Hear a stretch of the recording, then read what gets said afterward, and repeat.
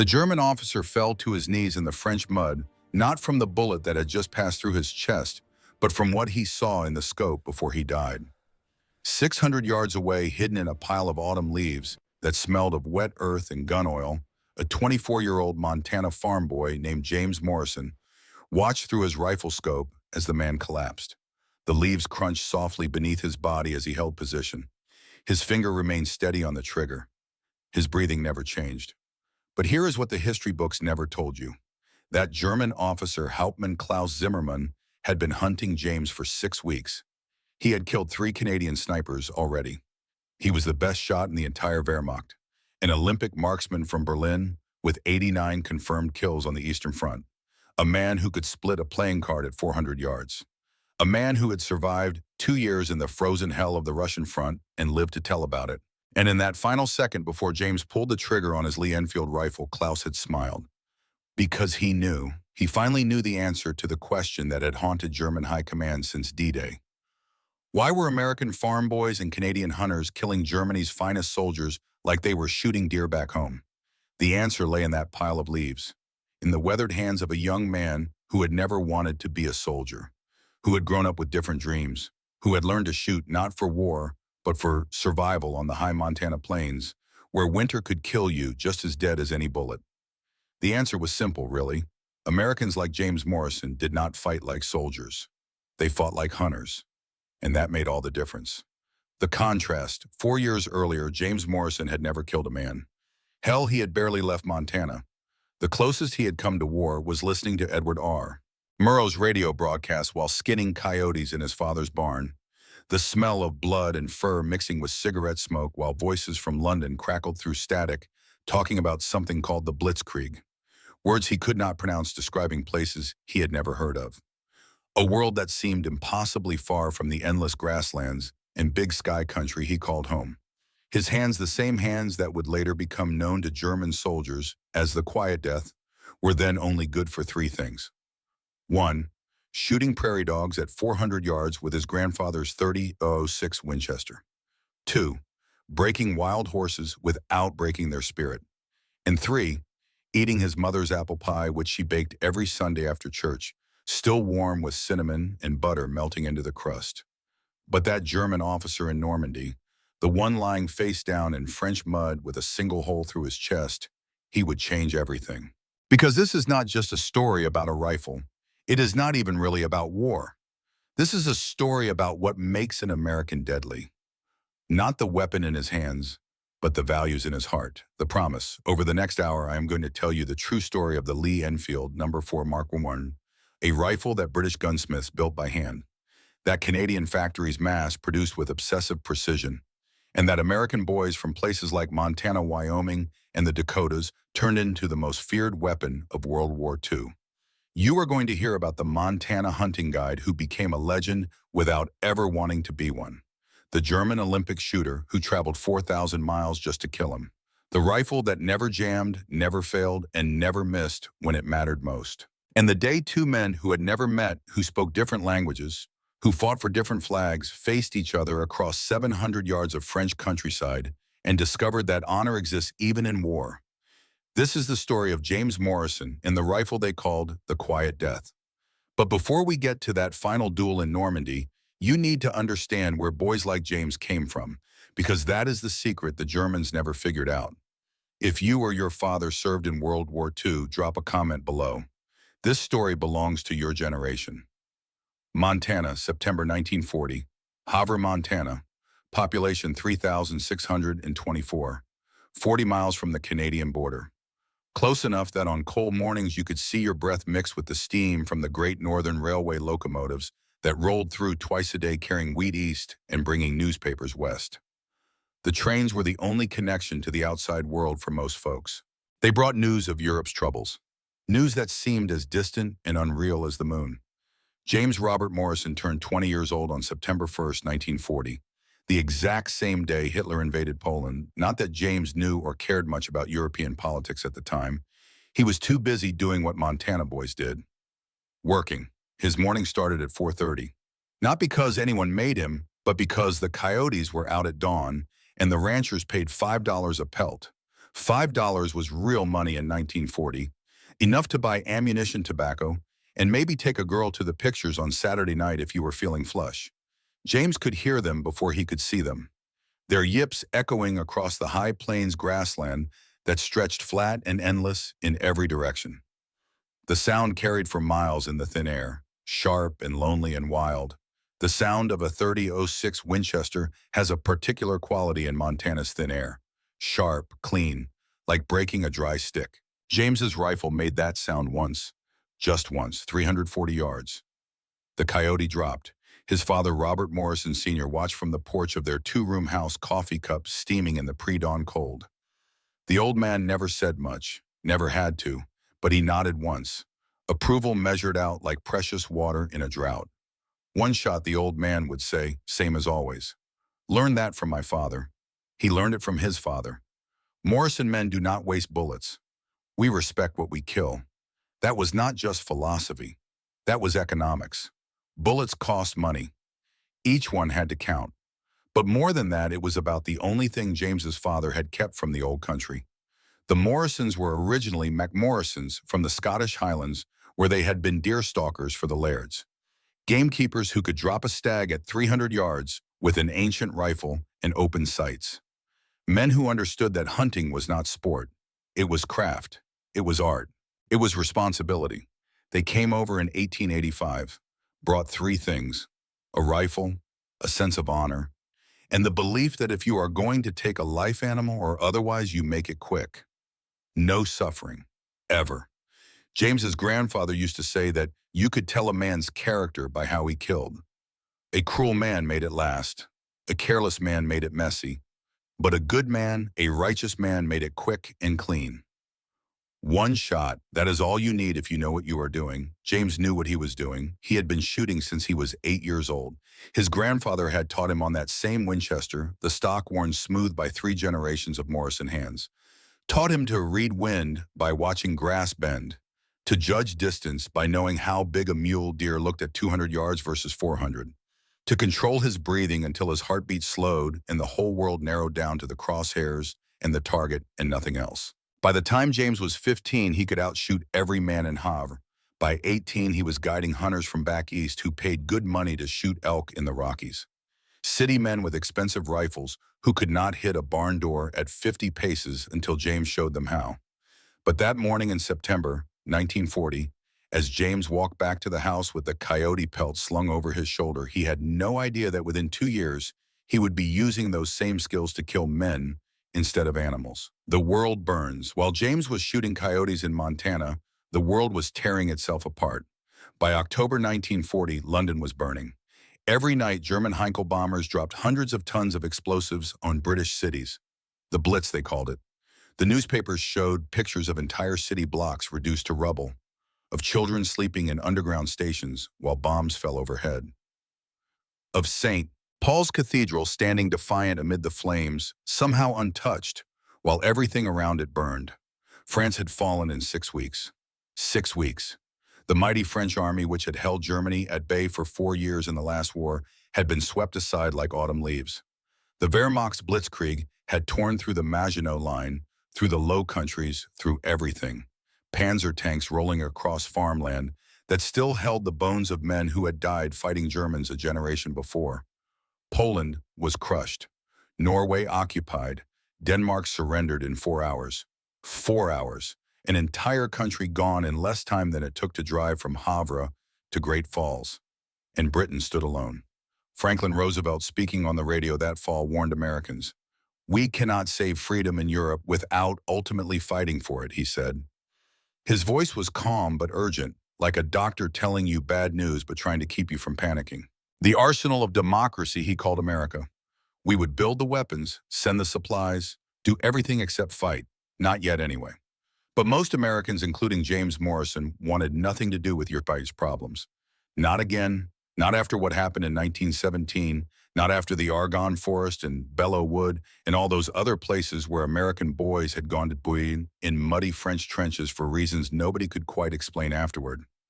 James's father had fought in the Argonne. Never talked about it, would not talk about it. His face would go hard and distant if anyone asked, and he would find somewhere else to be. But James had found the Purple Heart in a cigar box under papers in the back of a closet, like his father was ashamed of it, or maybe just wanted to forget. So when James's half-brother Thomas wrote from Canada that he had enlisted in the Canadian Army, James's father exploded. "Fool boy is going to get himself killed for nothing," the old man shouted, crumpling the letter in his fist. "Just like I almost did. For what? For nothing. For some politicians in Washington and London who sit in comfortable offices while boys die in the mud." But James's mother, Margaret, a quiet woman who rarely disagreed with her husband, picked up that letter and pressed it flat against the kitchen table. "Thomas believes in something," she said softly. "Can you fault a man for that?" She had a way of saying things that made you reconsider, made you think. She had been a school teacher before she married, back when women who married were expected to quit teaching. But she had never really stopped being a teacher. Still corrected James's grammar. Still made him read books. Still asked him questions that made him think about things he would rather not think about. James kept that letter, read it 17 times before he memorized it. Thomas was 6 years older, his half-brother from his mother's first marriage to a French-Canadian man who had died in a logging accident up in Saskatchewan. Thomas had always been more like an uncle than a brother, someone who visited twice a year, someone who sent birthday cards with Canadian stamps, someone who seemed to live in a different world. But that letter was different.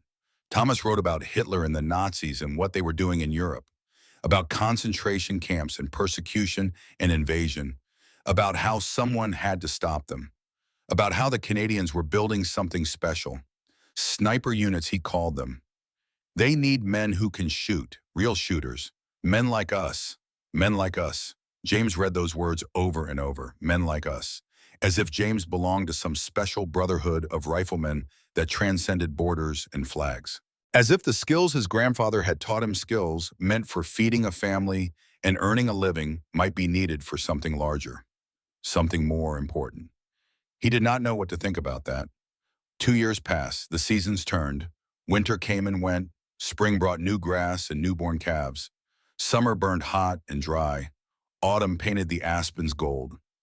James kept working, kept shooting, kept reading news about battles with names he could not pronounce in places he had never heard of. Tobruk, El Alamein, Stalingrad.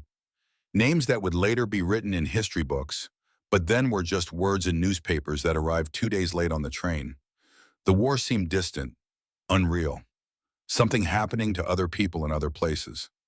Then August 19th, 1942, a telegram arrived. Western Union, yellow paper. The boy who delivered it could not have been more than 16, too young to enlist yet. He handed it to James's mother and waited awkwardly on the porch, not knowing if he should stay or go. She gave him a quarter and closed the door. Her hands shook when she opened it. Thomas Mackenzie Morrison, stop wounded. Dieppe operation, stop critical condition. Stop, just those words, nothing more. As if a man's life could be summarized in a handful of words clacking out of a telegraph machine somewhere far away. Dieppe. James had read about it in the newspaper 3 days later. Canadian troops, mostly Canadian, launched a raid on occupied France, an attempt to test German defenses, to prove that an invasion was possible, to boost morale. It was a disaster. Of 5,000 Canadians who landed on those beaches, 3,600 were killed, wounded, or captured. The Germans were waiting, had been waiting. The element of surprise, which is everything in war, was gone before the first landing craft touched sand. Machine guns cut down men before they could even reach the seawall. Tanks got stuck on the rocky beach. The whole operation was over in 9 hours. 9 hours of hell. Thomas survived, barely. Machine gun fire across his chest and shoulder. 3 bullets, 2 broken ribs, collapsed lung. He had lain on that beach for 17 hours playing dead while Germans walked past him shooting anyone who moved. Playing dead while his friend bled out around him. Playing dead while the sun baked down and thirst drove him half mad and every breath felt like knives in his chest. He survived because a German officer near the end of the day had seen him blink, had walked over, had looked down at him, and had walked away without shooting. Maybe the officer was tired of killing. Maybe he had used up his quota of death for one day. Maybe he saw something in Thomas's eyes that reminded him of someone. His brother, his son, himself. War is full of these small mercies that no one can explain. But here is what the telegram did not say. 3 weeks later, a letter arrived, handwritten, shaky, from Thomas, from a hospital in England. James's mother read it first, sitting at the kitchen table while coffee grew cold in her cup. Then she handed it to James without a word, just handed it to him and walked outside, and James knew it was bad before he even unfolded the thin paper. The handwriting was barely legible. Thomas's right hand was damaged. He had written with his left, each word a struggle. Jimmy, the letter began. Always Jimmy, never James. No one else called him that except Thomas. I saw things no man should see. Boys from Regina, from Toronto, from Vancouver, dead in the sand, 20 years old, most of them. Kids, really. Kids who should have been worrying about girls and moms and what to do with their lives. Instead, they died on a French beach far from home for reasons most of them probably did not fully understand. But I also saw something else. I saw what happens when you face evil and you are not ready. The Germans were ready. We were not. They had snipers who had fought in Poland and France and Russia. Men who could shoot a cigarette out of your mouth at 400 yards. Men who had been doing this for years. Men who were professional killers in a way we were not. We had farmers with rifles. Good men, brave men, but not prepared, not trained, not ready for what they faced. But now the Canadians are building sniper schools, real ones, training hunters, men who grew up with rifles who understand patience and wind and distance, men who do not need to be taught how to shoot, just how to fight. They need Americans too, boys from Montana, Wyoming, Idaho, places where men still know how to shoot, where hunting is not a hobby but a way of life. I cannot fight anymore, Jimmy. Doctor says my shoulder is finished, says I will never lift my right arm above my head again, says I am lucky to be alive. Maybe he is right. I do not feel lucky, but you can. I am not asking you to avenge me. I am not asking you to be a hero.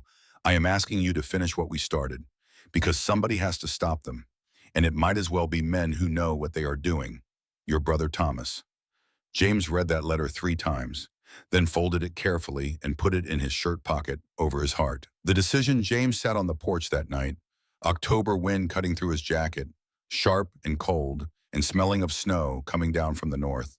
The kind of wind that makes you think about winter and survival and mortality. That letter felt like it was burning a hole through his shirt, through his skin, into his heart. His father had not spoken to him in 3 days. Not since James mentioned Thomas's letter. Not since James had said the word enlist. The old man would not look at him, would not acknowledge him, would leave the room when James entered. It was like James had already died and his father was practicing mourning him. His mother sat beside him on the porch, silent at first, just sitting there in the cold dark while stars came out overhead, brittle and sharp and impossibly distant. Your father is scared, she finally said. He lost friends in France. Good men, boys he grew up with. He does not want to lose his sons. Thomas is already hurt. And you think going over there will make it better? James was quiet for a long moment, searching for words that would not come. Then he said something his mother would remember for the rest of her life. Mom, remember when I shot my first elk, I was 12. You made me sit with it while it died. You said if you are going to take a life, you make sure it is for something important. You make it quick, and you never forget what you did. She nodded, eyes glistening in the starlight. Thomas is right. Somebody has got to stop them. And if it has got to be somebody, I would rather it be someone who makes it quick. Someone who does not make them suffer. Someone who respects the kill. His mother was quiet for a long time. Then she reached over and took his hand, held it tight. Her hands were rough from years of farm work. Strong hands, hands that had delivered calves and set broken bones and held children through fevers and buried a husband she loved. She did not cry. Morrison women did not cry. But her voice was thick when she spoke. If you go, you come back. Promise me that. I will try. No. Promise me. Say the words. I promise, James said. I will come back. It was a lie. They both knew it. You cannot promise to survive a war. But sometimes we need the lie more than we need the truth. 2 weeks later, James loaded his grandfather's 3006 Winchester into his father's 1936 Ford pickup, added $73 in cash saved from 2 years of hunting and guiding, a photograph of his parents, 3 changes of clothes, a Bible his mother had given him, and that letter from Thomas creased now from being folded and unfolded so many times. He drove north. The road was dirt most of the way, rutted and rough, kicking up dust that hung in the air behind him like smoke. He crossed into Canada at the Coots border crossing on October 17, 1942. The border guard, an older man with kind eyes, looked at James's birth certificate and asked him where he was going. To enlist, James said. The guard looked at him for a long moment, then nodded. Good luck, son. Give them hell. James's father never said goodbye, never came out of the barn when James loaded the truck, never looked up when the engine started, never waved when James drove away. But James found a note tucked into his rifle case. He did not find it until that night in a cheap hotel room in Lethbridge, Alberta. The note was in his father's cramped handwriting, each letter formed carefully, slowly by a man who had not finished past 8th grade. 1 shot, 1 kill. Come home, son. That was the last communication James had with his father for 3 years. By the time James returned to Montana in the summer of 1945, his father had been dead for 18 months. Heart attack while feeding Haswell in February 1944. Died in the snow. The neighbor found him the next morning, frozen solid, still holding the feed bucket. James would spend the rest of his life wondering if the stress of having 2 sons go to war had killed his father. Wondering if the old man had died thinking James hated him for not saying goodbye. Wondering if he could have saved him somehow by staying home. But on that cold October morning in 1942, as James crossed the border into Alberta, he did not know any of that. All he knew was that somewhere across an ocean, men were dying. And if he could shoot like his grandfather taught him, maybe, just maybe, he could save a few of them. That decision, made on a Montana porch in October 1942, would eventually lead to 103 German soldiers' deaths, and one of the most feared rifle and sniper combinations in World War II. But first, James Morrison had to learn how to be more than just a hunter. He had to learn how to be a ghost. Vernon, British Columbia, November 1942. The training camp sat in a valley surrounded by pine forests where morning fog rolled down from the mountains and froze on your rifle barrel. The air smelled of wood smoke and wet earth and something else. Something James could not quite name at first. Then he realized. It was the smell of fear mixed with determination. 43 men standing in formation breath, steaming in the cold, each one knowing that most of them would not make it through training. James Morrison stood among them. 31 Canadians. 12 Americans who had crossed the border like he had. Farm boys and hunters and trappers. Men who knew how to shoot but did not yet know how to kill. There was a difference. James would learn that soon enough. The man who would teach him that difference walked down the line that first morning. Sergeant William Fraser, 35 years old, with a face that looked like it had been carved from Highland granite and a temper to match. Red beard, scar across his left cheek from a German bayonet in the First World War. He carried a coffee mug in one hand, steam rising from it like smoke from a dragon's nostrils. He walked slowly, deliberately, looking at each man like he was inspecting cattle at auction, judging, measuring, finding most of them wanting. When he got to James, he stopped. You, where you from? Havre, Montana, Sergeant. Montana. Fraser took a sip of coffee. You ever kill anything? Coyotes? Prairie dogs? Elk. Elk at what range? 400 yards, Sergeant. Fraser studied him. Wind. 10 mile per hour, crosswind. Sergeant, from the northwest. Correction. 2 inches right at that range, Sergeant. Maybe 2.5, depending on the load. Fraser almost smiled. Almost. The corner of his mouth twitched like he was fighting against it. You will do, he said. Then louder to everyone, his voice carrying across the parade ground like a whip crack. Gentlemen, a sniper who misses is just a murderer with bad aim. For the next 12 weeks, I'm going to teach you not to miss. And he meant it, the breaking. The training broke men. Not physically, though. Crawling through frozen mud for 6 hours while instructors walk past you, sometimes stepping on your back, will break your body down pretty good. James learned what it meant to be cold in a way he had never been cold before. Montana cold was clean and dry. British Columbia cold was wet and penetrating, the kind that gets into your bones and stays there. No, the training broke men mentally. Because sniping is not about being a good shot. Any farm boy can hit a target at 200 yards if you give him enough practice. James had met city boys who could shoot well enough after a few months of training. Shooting is a mechanical skill. You learn the fundamentals. You practice. You get better. Sniping is about something else entirely. It is about patience. Lying in the same position for 8 hours without moving. Your muscles screaming, bladder full, insects crawling on your face into your ears across your lips, and you cannot move, cannot even blink too fast. Because movement is death. Movement gets you seen, and getting seen gets you killed. It is about mathematics, wind speed, temperature, humidity, altitude, barometric pressure, the Coriolis effect at extreme range. Every variable changes where your bullet goes. You have to calculate all of it in your head in seconds, while your heart is pounding and your hands are shaking and someone is shooting back at you.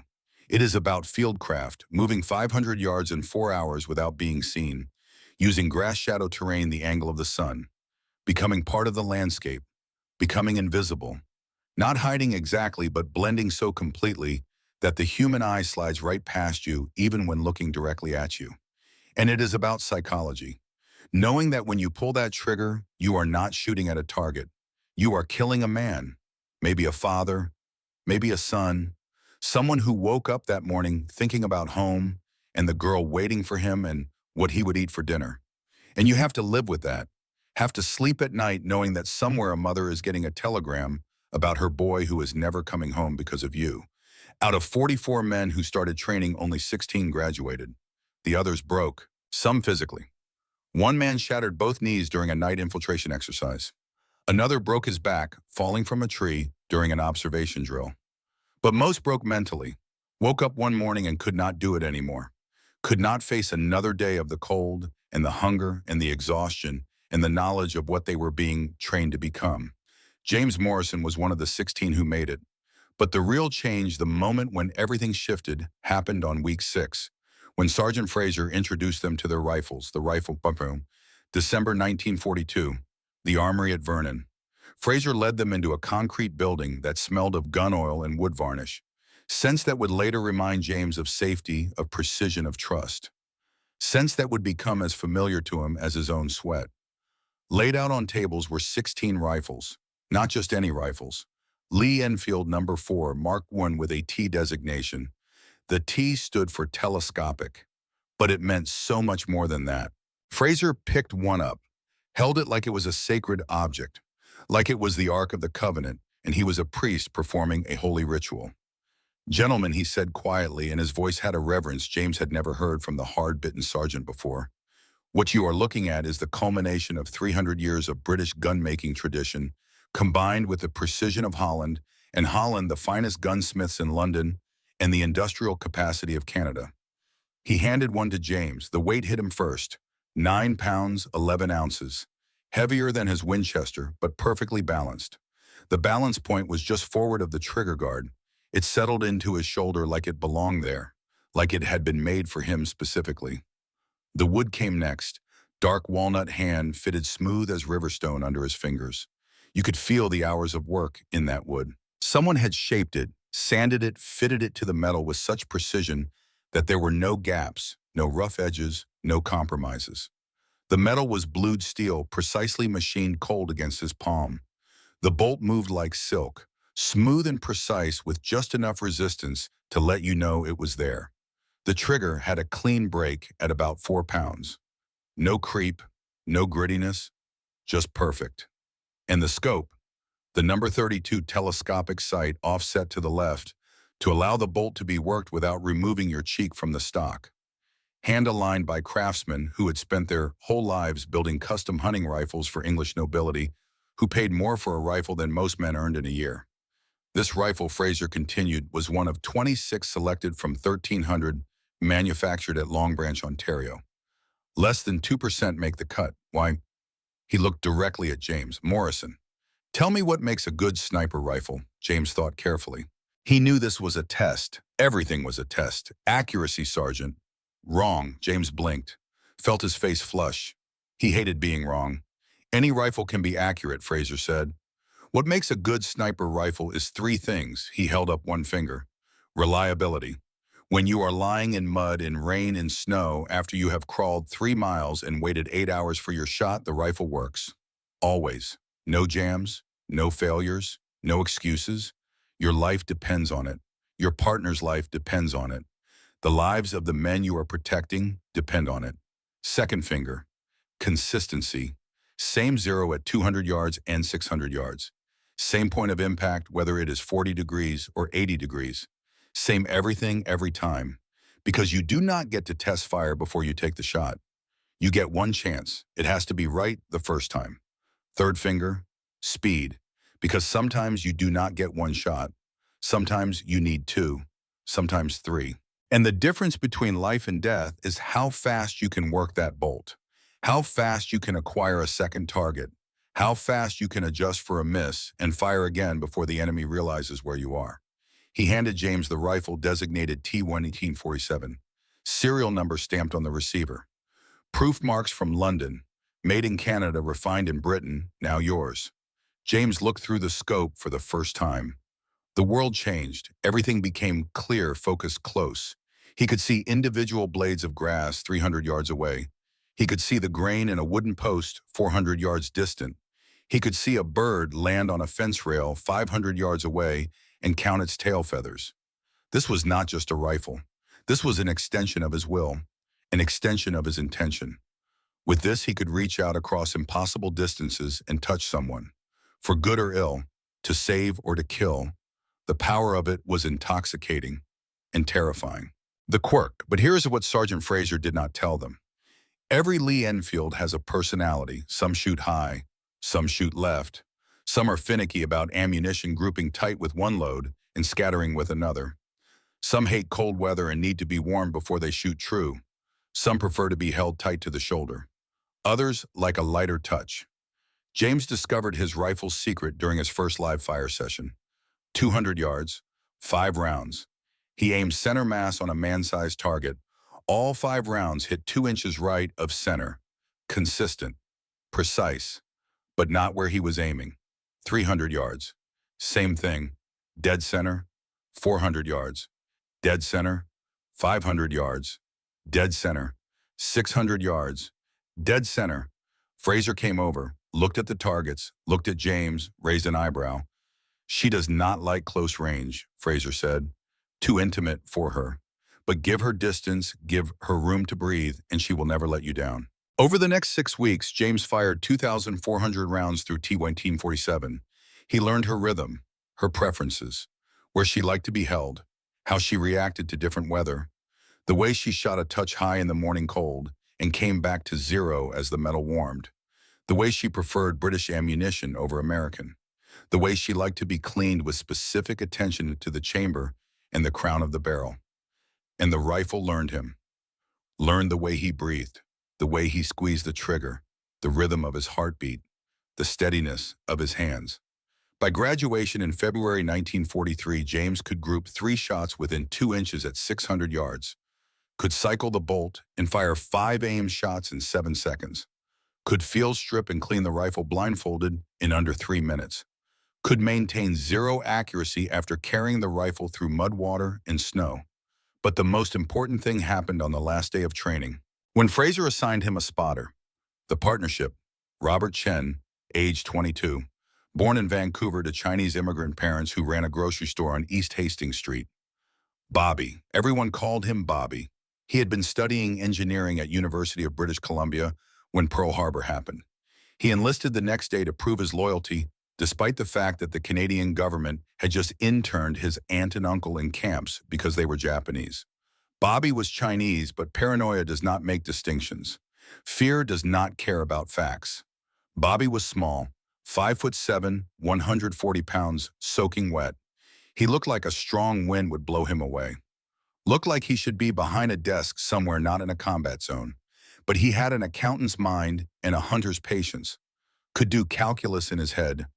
Could judge distance by eye within 10 yards. Could read terrain like other men read newspapers. You shoot, Fraser told them. He spots. He reads wind. He watches your back. He finds your targets. You are married now. Act like it. James looked at Bobby skeptically. The kid looked too young, too small, too soft. Bobby looked back and said, I can do math faster than you can breathe. You want to hit something at 800 yards in a crosswind, you need me. He was right. That first day working together, Bobby called out targets James had not even seen. Calculated wind drift while James was still trying to judge distance. Spotted for corrections before James could ask for them. By the end of the first week, they moved like one organism. Bobby would whisper a range and wind call. James would adjust and fire. No wasted words, no hesitation, just smooth, efficient killing. Over the next 2 years, Bobby would save James's life 6 times. Once by spotting a German patrol that James had missed. Once by pulling him down a split second before a sniper round passed through the space where his head had been. 4 times by making wind calls that meant the difference between a hit and a miss, between mission success and getting them both killed. And James would save Bobby twice. Once by killing 3 German soldiers who had stumbled onto their position. Once by carrying him 2 miles through enemy territory after Bobby took shrapnel in both legs. But on that cold February day in 1943, as they shipped out to England, all James knew was this. He had a rifle that never failed, and a partner who never quit. Everything else was just details. England, the waiting. March 1943 to June 1944. 15 months of training, waiting, preparing. Advanced courses in urban sniping, counter-sniper tactics, working with artillery spotters, night operations, vehicle interdiction, prisoner snatch missions, every possible scenario they might face, and waiting, always waiting, for the invasion that everyone knew was coming, but no one knew when. James spent those months becoming intimate with Tu-1847. He carved notches into the stock for practice kills at long range. Not enemy soldiers, not yet, but practice targets that represented enemy soldiers, getting his mind ready for what was coming. He wrote letters home, to his mother mostly. His father never wrote back. James did not know if the old man was reading the letters or burning them unopened. Then December 1943 brought news that broke something inside James he did not know could break. His father was dead, heart attack, died in the snow feeding cattle. James requested leave to go home. Request denied. Too close to the invasion. All leave canceled. He sat in the barracks that night holding the telegram, and Bobby sat with him. Did not say anything, just sat there. Sometimes that is all you can do for someone. Just be there. If you're enjoying this story about how American values and precision transformed warfare, share it with someone who served. This history belongs to all of us. Day +1, Juno Beach. June 7, 1944. The beach smelled of salt blood and burning oil. Wrecked landing craft dotted the sand like broken toys. Bodies lay where they had fallen, covered with tarps because there was not time yet for proper burial. James Morrison crawled off landing craft infantry 423 into 3 feet of cold seawater. Lee-Enfield T-1847, wrapped in canvas and held above his head.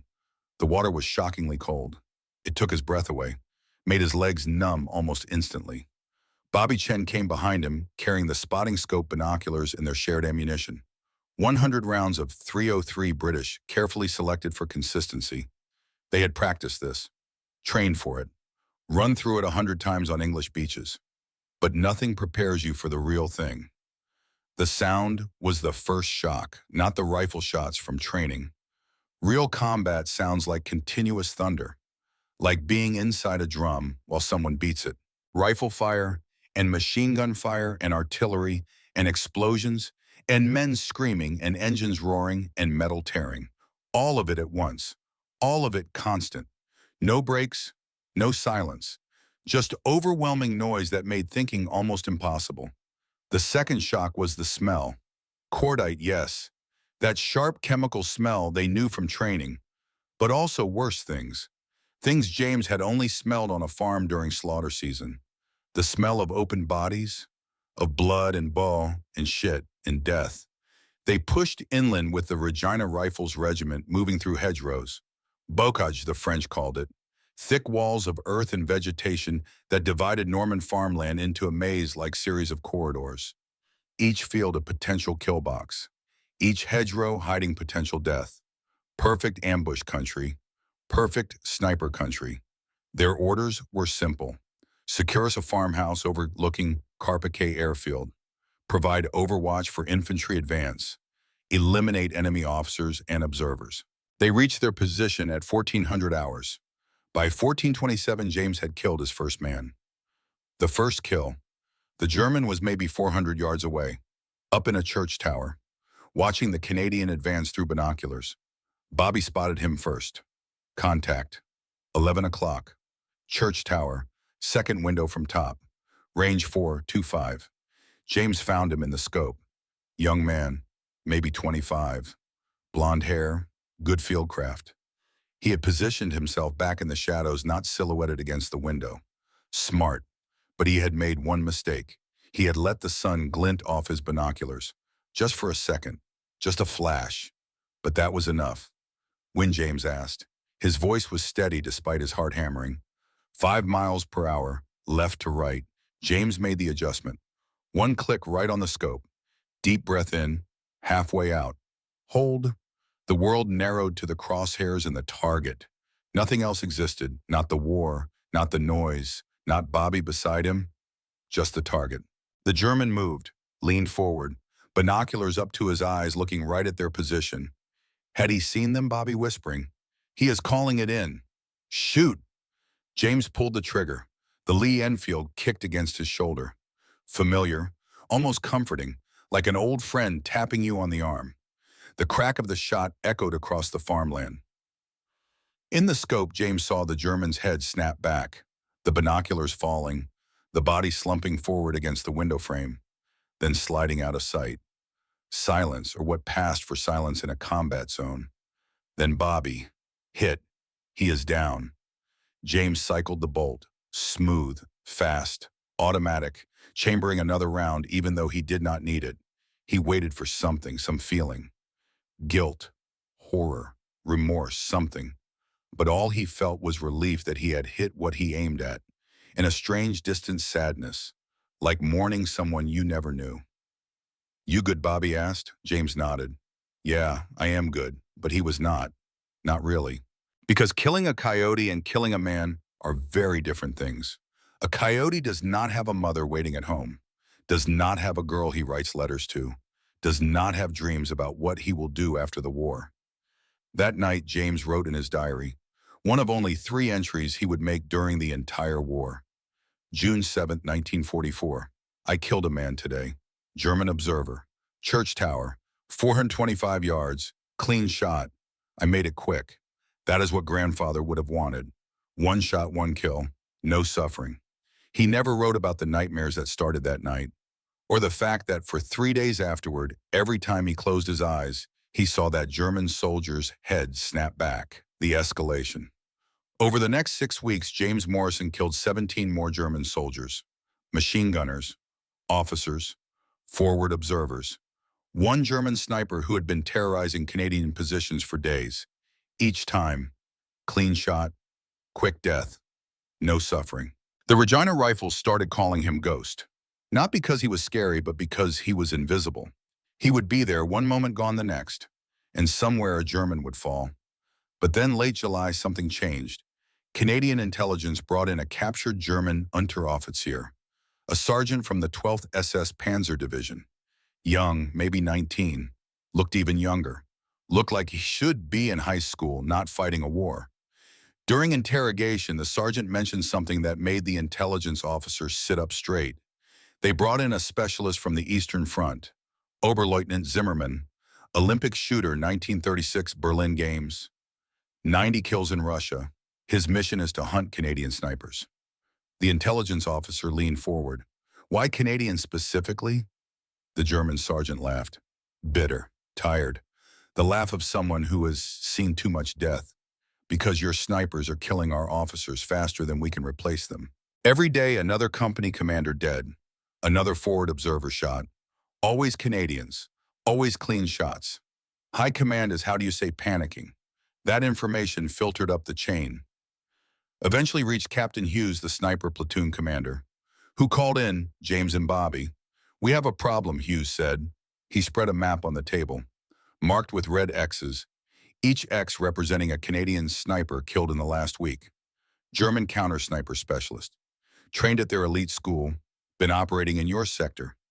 3 Canadian snipers killed in 7 days, all headshots from extreme range, all in your division's sector. Bobby asked the question both of them were thinking. How do we find him? Hughes looked at James directly. We do not find him, Morrison. We let him find you. We set a trap. And you are the bait. James looked at the map, at the X's marking dead men, good men, trained men. And somewhere out there in those hedgerows and farmhouses and church towers was a German who was better than all of them.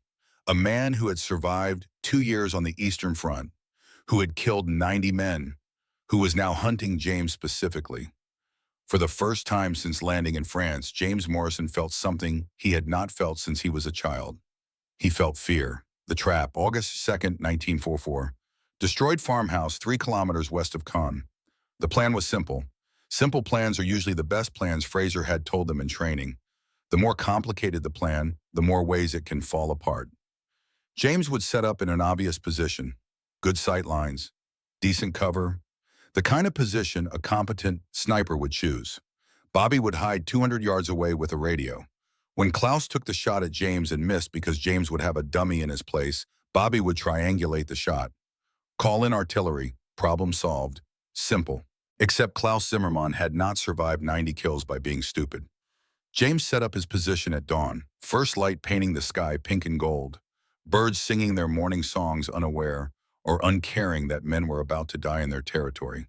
He arranged his helmet and pack to look like a sniper from 600 plus yards, added his jacket stuffed with grass to give it shape. From a distance in the right light, it looked convincing.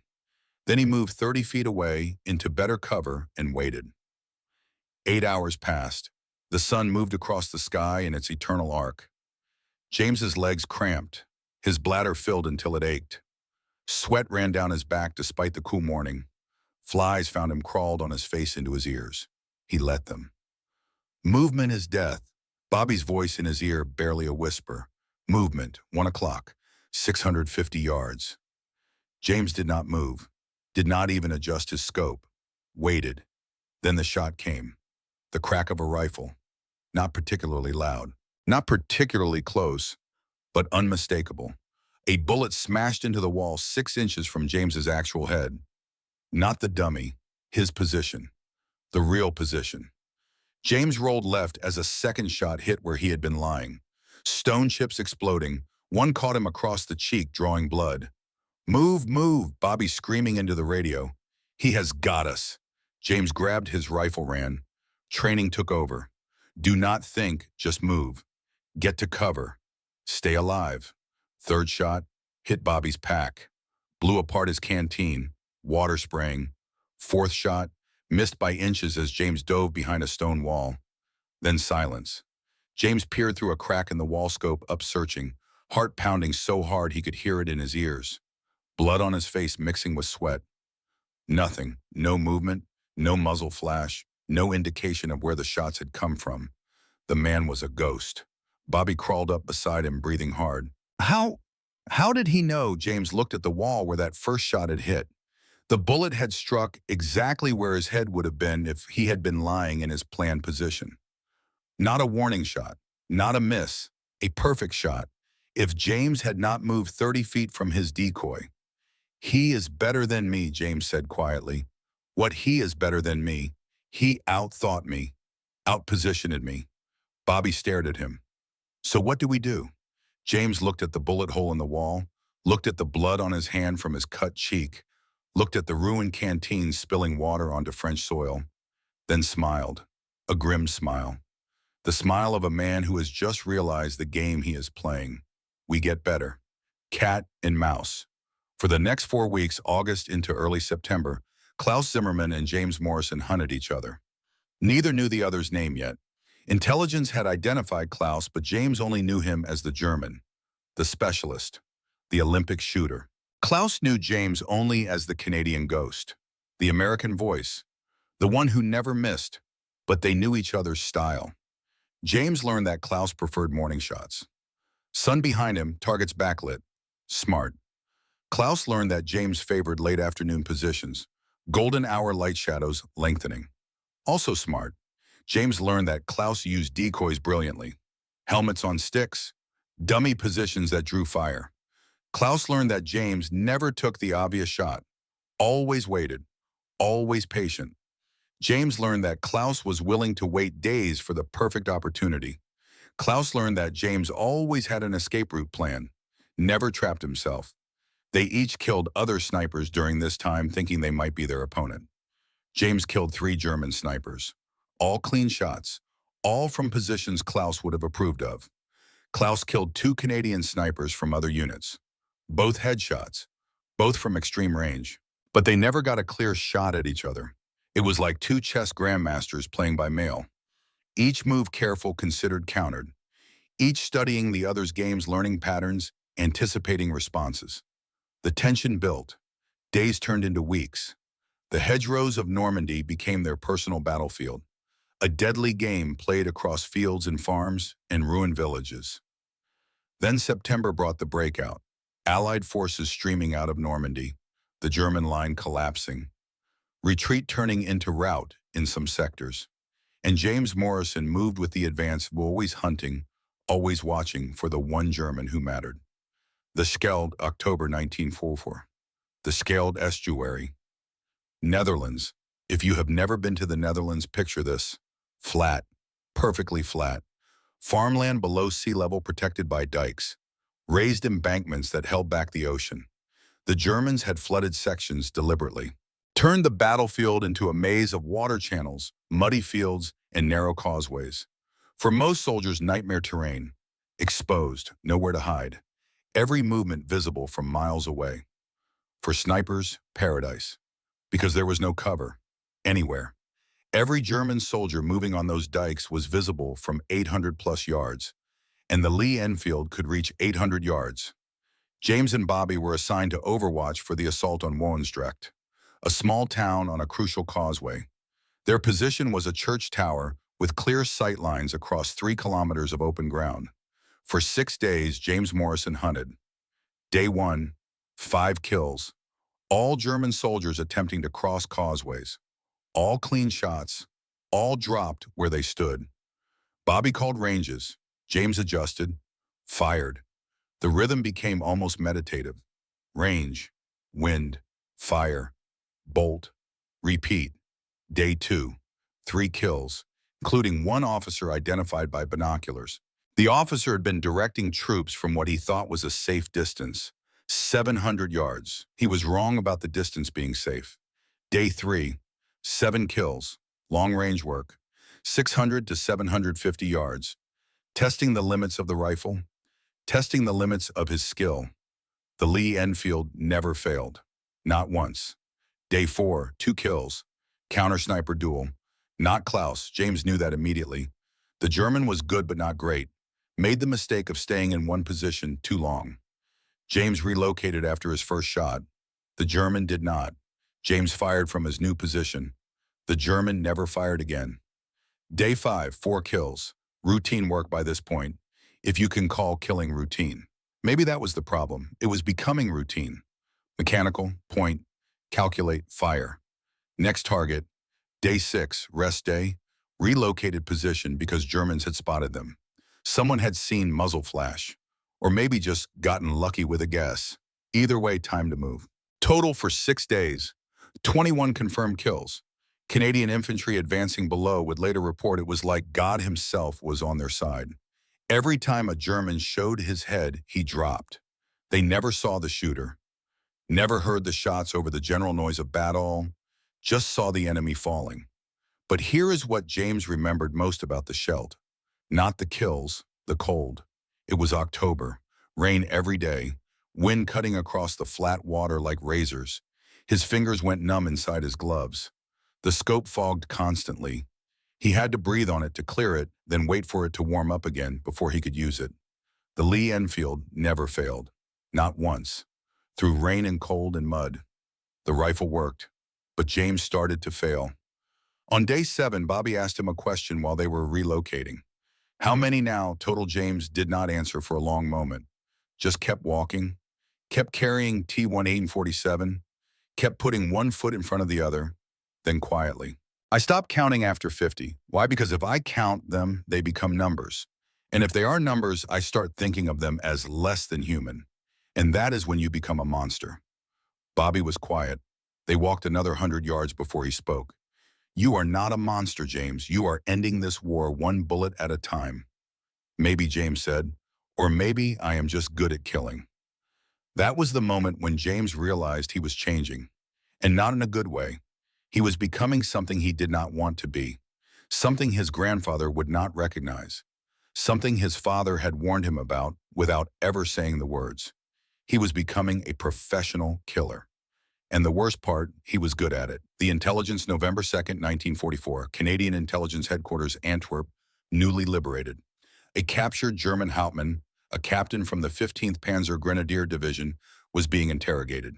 He had been wounded in the leg during a retreat, left behind when his unit pulled out, found by Canadian scouts dehydrated and exhausted and broken.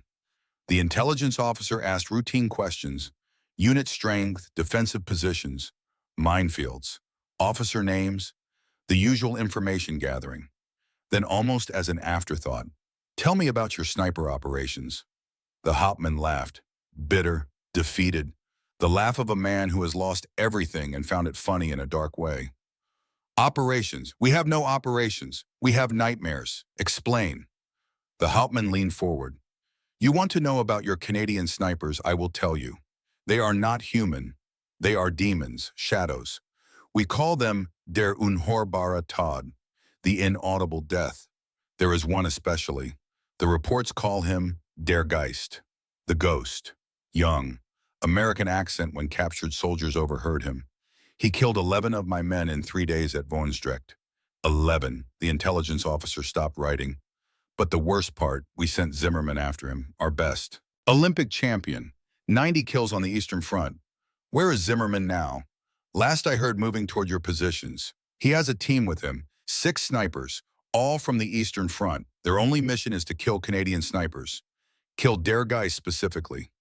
The intelligence officer immediately radioed forward positions. The message reached Captain Hughes 3 hours later. Hughes called James and Bobby in immediately. Morrison, we have confirmation. Klaus Zimmerman, the German sniper hunting you, is real.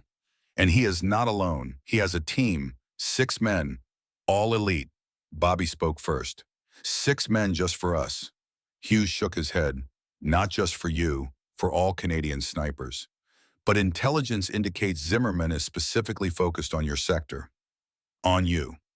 James was quiet, then simply, good. Good, I am tired of looking over my shoulder. Let him come. Let us finish this. Thomas returns February 1945, Allied forward-based Netherlands-German border. James Morrison sat in a freezing tent cleaning Lee-Enfield T-1847 for what felt like the 1,000th time. The routine was comforting.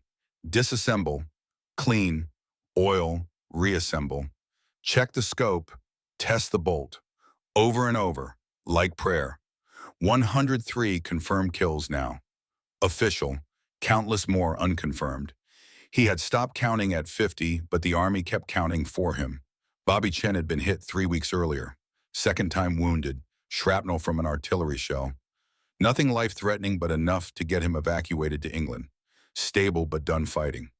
The war was over for Bobby. James was alone, working with temporary spotters who did not know him, did not understand his rhythm, did not trust him the way Bobby had. It was like dancing with strangers, functional but not comfortable. Then the tent flap opened. Jesus, Jimmy, you look like hell. James looked up. Thomas Morrison. 6 years older than when James had last seen him. Thinner. Shoulders still stiff from Dieppe wounds, he held it at an odd angle. But alive. Here. Real. James stood so fast he knocked over his cleaning kit. Oil and rags scattering. Thomas, they embraced. Brothers who had not seen each other since October 1942. 3 years and 4 months. A lifetime in war years. Thomas pulled back, looked at James. Really looked at him. Heard you became a legend, the ghost. Officers in London were talking about you. The American boy who kills Germans like he is shooting deer. James did not know what to say, did not know if that was a compliment or an accusation. Thomas continued, I was recovered enough to serve again. They will not let me fight, but I can spot. I volunteered for sniper section. Why? Because my little brother is about to do something incredibly stupid, and I am not letting him do it alone. James smiled. First real smile in months. How did you know? Because Captain Hughes briefed me. Final mission. Klaus Zimmermann, the German sniper who has been hunting you. Thomas sat down, poured coffee from a thermos. The coffee smelled like home, like their mother's kitchen, like a world that did not have war in it. They are sending you into Gok, German-held town. Klaus is there training new snipers. High Command wants him eliminated before he can rebuild German counter-sniper capability. I know. I am going tomorrow. Thomas nodded. I am going with you, Thomas. You are still injured, and you are my brother. End of discussion. They sat in silence for a moment. Brothers who had chosen the same war, the same fight, the same deadly profession. Then Thomas asked the question. How many what? How many men have you killed? James looked at his rifle. At T-1847, at the weapon that had been his companion for 2 years. His friend, his curse. 103 confirmed. Maybe 30 more unconfirmed. Thomas was quiet for a long time. You remember Dad's rule, 1 shot, 1 kill. No suffering, sir. James nodded. You kept it, Jimmy, every single one. You did not make them suffer. That counts for something. Does it? It has to. The final mission. February 18th, 1945. 0300 hours, outside Gok, Germany. James and Thomas moved through the darkness. No moon, overcast sky, cold that bit through every layer of clothing. They had infiltrated through Allied lines, crossed no man's land, slipped past German sentries who were cold and tired and not expecting infiltrators this close to the end of the war. 2 hours of moving slowly, carefully, invisibly. Every skill James had learned in training, every lesson from 2 years of combat, all of it focused on this moment. Thomas spotted for obstacles. James carried T-1847 40 rounds of ammunition and the knowledge that this might be his last mission. One way or another, it ended here. 0527 hours. They heard German voices, a patrol, 5 men, moving perpendicular to their position, talking in low voices about home and food and women. The same thing soldiers always talk about. James and Thomas froze, literally did not breathe. James could hear his own heartbeat in his ears, could feel Thomas's presence beside him, could smell the German cigarette smoke. The patrol passed within 20 feet, kept going, did not see them. 0615 hours.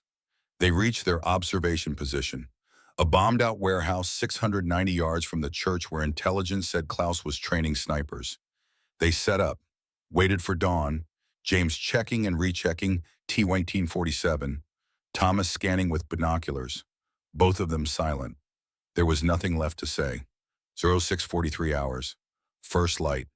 That magical time when darkness turns to gray, then gray to color. Through the scope, James could see the church clearly. No movement yet, just old stone and broken windows and the scars of war. 0701 hours. A figure appeared in the bell tower. Bobby had taught James to identify snipers by how they moved. Snipers moved differently than regular soldiers. Slower, more deliberate, always checking angles, always aware of being watched. This figure moved like a sniper. Got him? James whispered. Thomas looking through binoculars. Range 690. Wind. James licked his finger, held it up, felt the cold bite on one side, 10 miles per hour, left to right. Thomas did the math in his head. 3 inches right. James adjusted the scope. 3 clicks. Put the crosshairs on the figure in the bell tower. Started to squeeze the trigger. Slow, smooth, like his grandfather had taught him. Then Thomas gasped. What movement? Left side. German patrol. They see us. James looked away from the scope. 6 German soldiers, 150 yards, running toward their position. Someone had spotted them, maybe seen muzzle flash from a previous position, maybe just gotten lucky. Thomas grabbed his rifle. Go, I will hold them. Thomas, no, take the shot. End this. That is why we came.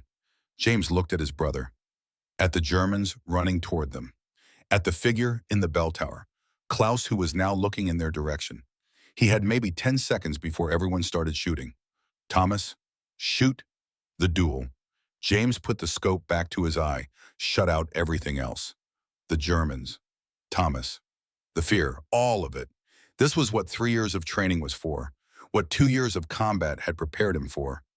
This moment, when everything else falls away and there is just you, your rifle, and your target. Deep breath, hold. The crosshairs settled on Klaus's center mass. James squeezed. The Lee-Enfield kicked, that familiar push against his shoulder. Like an old friend. Through the scope. Klaus staggered, hit, but not down. James cycled the bolt. Smooth, automatic, muscle memory, fired again. Klaus went down. Behind him, Thomas grunted. James spun around. Thomas was on the ground, blood spreading across his chest. Dark, arterial, bad. No. Thomas, more German soldiers appearing. A dozen now. The patrol, plus reinforcements. James grabbed Thomas, dragged him toward cover. Thomas was heavy, heavier than James remembered. Or maybe James was just tired. Did you get him? Thomas asked, blood bubbling from his lips. Yeah, I got him. Good. Thomas smiled, blood on his teeth. Then it was worth it. You are not dying. Stay with me. Thomas gripped James's hand, squeezed. His hand was cold. Too cold. You have to go. Leave me. Get out. I am not leaving you. Yes, you are. Thomas squeezed harder, because if you stay, we both die. If you go, you can tell, Mom, I did not die for nothing. Thomas, promise me. Promise me you will go home. Promise me you will have a life after this. James was crying now, tears he had not shed since he was 12 years old. I promise. Good. Thomas let go of his hand, picked up his rifle with his good arm. Now go ghost. Be a ghost. James ran. Behind him, gunfire, Thomas shooting, keeping the Germans back, buying time with his life. Then silence. James kept running. Did not look back. Could not look back. 2 hours later, he reached Allied lines, collapsed, and wept. Thomas Morrison died holding off 12 German soldiers so his brother could escape. He killed 4 before they overwhelmed his position. He never surrendered. He died like a Morrison. Fighting, the letter April 1945, Allied forces secured Gok, found Klaus Zimmermann's body in the church bell tower. 2 shots, center mass, textbook. In his pocket, they found a letter, written in English, addressed to the Canadian ghost. It was passed through intelligence channels, eventually reached James. He opened it with shaking hands. Dear opponent, it began. If you are reading this, I am dead, and you have won our duel. I write this because I wish for you to understand. I do not hate you. We are both professionals, both hunters. You hunt for your country, I hunt for mine. I have studied your work. You are exceptional. Perhaps the finest sniper I have faced in this war, and I have faced many. Your shots are clean, quick, humane. You do not torture. You do not make them suffer. This is the mark of a true hunter. I have a daughter, Greta. She is 8 years old. If I do not return, please know that I fought honorably, and I hope you did as well. There is no glory in what we do, only necessity. May you find peace after this war. With respect, Oberleutnant Klaus Zimmermann. Postscript. Enclosed is a photograph of Greta. I ask only that you remember. Every man you killed had someone who loved him, as does every man you saved. Inside the envelope was a photograph. A blonde girl smiling holding a doll. 8 years old. Greta Zimmermann. James looked at that photograph for a long time, then folded it carefully and kept it for the rest of his life. Home, May 8, 1945. Warrens in Europe, James Morrison returned to Montana in July 1945. The train ride across America felt unreal, like traveling through a dream, cities untouched by war, people who did not flinch at loud noises, children playing in streets that had never seen tanks or heard artillery. His mother was 63 now, frail, but alive. She held him when he walked through the door, did not say anything at first, just held him. Then quietly. Both my sons went to war. Only one came home. But at least one came home. James brought Lee-Enfield No.4 with him. allowed to keep it as a war trophy. He mounted it above the fireplace in the room that had been his as a boy. He never fired it again. After the years passed, James worked as a hunting guide in the Rockies, taught clients how to track, how to shoot, how to respect what they killed. But he never hunted himself. "I have killed enough," he told one client who asked why. In 1948, Bobby Chen visited from Vancouver, brought his sister Margaret. She was beautiful, smart, understood James's silences. They married 6 months later. Bobby was best man. At the wedding, Bobby gave a toast. "To the best shot I ever saw and the best friend I ever had. May you find peace." When the Korean War broke out in 1950, the Army requested James return as instructor. He declined. "I have done my part. Let younger men fight." In 1967, Thomas Morrison was posthumously awarded the Military Cross for his actions at Gok. James traveled to Ottawa to receive it, stood at his mother's grave with the medal. She had died in 1964, still believing both her sons were heroes. "I am sorry I came home, and you did not," James Holmes said to the earth. In 1982, James Morrison, age 62, sat on his porch in Montana. His grandson Tommy, age 7, named after Thomas, played in the yard. The boy ran up. "Grandpa, Dad says you were a war hero. Is that true?" James looked at him. "No, son. I was just a man who did what needed to be done." "What did you do?" "I protected people. That is all." The boy ran off to play. James reached into his pocket, pulled out a worn photograph. Greta Zimmerman, age 8, holding a doll. She would be 45 now, probably had children, maybe grandchildren. He wondered if she ever learned what her father did in the war. He wondered if she hated Americans. He hoped not, because hate is what started the war, and understanding is what ends it. The end. That evening, Tommy asked one more question. "Grandpa, why do you keep that old rifle above the fireplace?" James looked at Lee-Enfield No. 1847. 40 years since he had held it. 40 years since it had saved his life 103 times. 40 years since it had taken 103 lives. He walked over, took it down, felt the familiar weight. This rifle is a reminder of what he handed it to Tommy. Carefully, safely. Feel that weight. That is the weight of responsibility. When you hold a weapon, any weapon, you have the power to take life. And with that power comes responsibility to use it wisely, honorably, only when necessary. This rifle taught me that every life matters, every single one. The 103 men I killed, they had families, daughters, sons, mothers, just like me. I did not hate them, and I hope they did not hate me. We were just men on different sides doing what we thought was right. Tommy looked at the rifle with new eyes. "Is that why you kept it? To remember them?" "Yeah. And to make sure I never forget the cost of war." He hung the rifle back above the fireplace. James Morrison died in 1994 at age 74 in his sleep. Bobby Chen spoke at his funeral. "James was the finest shot I ever saw. But more than that, he was the finest man. He understood that being deadly is not about being heartless. It is about being precise, professional, respectful. He killed 103 men to save thousands. And he carried the weight of those 103 men every single day for the rest of his life. That is what made him a hero. Not the killing, the carrying. Lee-Enfield No. 1847 now rests in a military museum in Montana. Beside it, a placard reads, "This rifle in the hands of Sergeant James Morrison, Canadian Army American volunteer, accounted for 103 confirmed enemy kills during World War II. It never jammed, never failed, and represented the best of what America and Canada stood for: precision, reliability, and honor."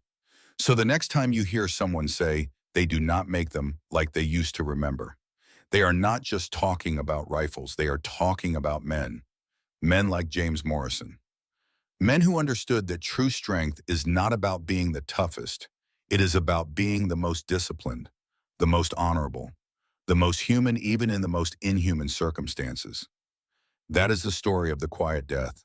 If this story moved you, share it with someone from the greatest generation. They remember these days. They remember these values. Let them know we have not forgotten.